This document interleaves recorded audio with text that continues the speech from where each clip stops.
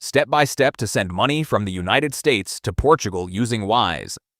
First, open the official Wise website or download the application on your device.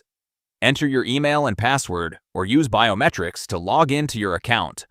On the home screen, click on the Send or Send Money button in the main menu. Select the source currency as US dollar USD for payment in the United States.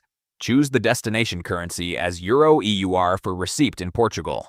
Enter the exact amount in dollars you want to send or the amount in euros the recipient should receive.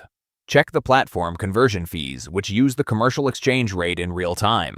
Review the estimated delivery times and U.S. payment options, such as a CH transfer bank wire or debit card. Click the green Continue button to proceed with your transfer configuration. Select the Add a Recipient option on the screen displayed by the system. Choose if the recipient in Portugal is another person, a company, or yourself. Enter the recipient full name exactly as it appears on their identity document. Enter the recipient international bank account number firm ABBAN, which starts with the letters P and T for Portugal. Review carefully all transfer data and the final amount on the system summary screen. Click the button to confirm and select your preferred US dollar payment method.